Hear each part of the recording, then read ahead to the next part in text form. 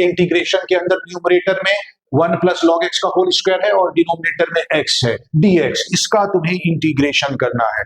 तो इसमें भी हम देखते हैं कि हमारे पास दो फंक्शन है, 1 प्लस लॉग एक्स का होल स्क्वायर और डिनोमिनेटर में पॉलिनोमियल फंक्शन x है।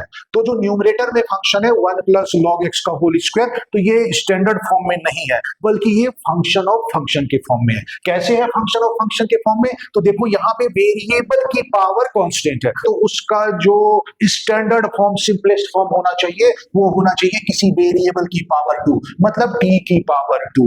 और इसमें फिर t वेरिएबल की जगह हमने एक दूसरा फंक्शन डाल दिया जो कि है 1 प्लस लॉग एक्स। तो t की जगह पे अगर मैं 1 प्लस लॉग एक्स पुट कर देता हूं तो ये मेरा फंक्शन बन के आ जाता है 1 प्लस लॉग एक्स का होल स्क्वायर। अब इसमें देखते हैं कि क्या एक फंक्शन का डिफरेंशिएशन दूसरा हो रहा है।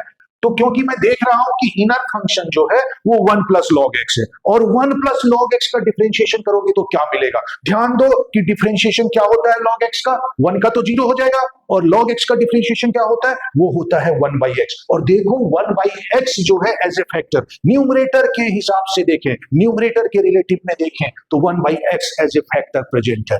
तो 1 प्लस log x को मैंने कोई वेरिएबल t एज्यूम कर लिया, अब मैं दोनों तरफ x के रिस्पेक्ट में डिफरेंशिएट कर देता हूं। तो लेफ्ट साइड में 1 का डिफरेंशिएशन 0 हो गया, log x का डिफरेंशिएशन 1 by x हो गया, राइट साइड में t को जब x के रिस्पेक्ट में डिफरेंशिएट करेंगे तो यह हो जाएगा dt by dx। तो dx को अगर मैं क्रॉस मल्टीप्लाई कर लूं तो dx की वैल्यू आ जाएगी dx equal to x dt। अब मैं क्या करता हूं, इन वेरिएबल्स को ओरिजिनल एक्सप्रेशन में रिप्लेस कर देता हूं। तो 1 प्लस लॉग x की जगह पर मैंने t रख दिया है, तो यह t स्क्वायर हो जाएगा into 1 by x into dx की जगह पर मैं रख देता हूं x dt। तो क्लियरली देखो इस x से ये वाला x कट गया और हमारे पास एक्सप्रेशन क्या बचा, t स्क्वायर dt। अब यह भी इंटीग्रेशन का स्टैंडर्ड फॉर्म है, वेरिएबल की पावर कांस्टेंट का इंटीग्रेशन है, तो इसका करस्पॉन्डिंग फॉर्म कौन सा इंटीग्रेशन में, x to the power n इसका फॉर्म है। तो यहां पर x to the power n का फॉर्म लगा के इसका इंटीग्रेशन कर देते हैं, तो t के टर्म्स में हमारा इंटीग्रेशन आ जाएगा t cube by 3 plus c। लेकिन आंसर तो हमें x के टर्म्स में चाहिए क्योंकि क्वेश्चन x वेरिएबल में है, तो t की जगह पर उसका करस्पॉन्डिंग x वाला एक्सप्रेशन रख देते हैं, तो यह हो जाएगा 1 प्लस लॉग x का whole cube by 3 plus c। तो देखो जो कोशिश तो करना पड़ेगा, दिमाग में जोर डालना पड़ेगा, उसकी थिंकिंग एबिलिटी बढ़ानी पड़ेगी।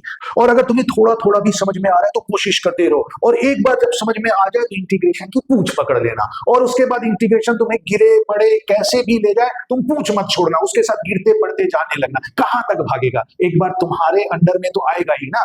और उसके बाद इंटीग्रेशन को तुम पूरी तरह से दबोच लेना, निचोड़ देना उसे, कि कोई भी क्वेश्चन इंटीग्रेशन का आ जाए वो तुमसे हो जाए।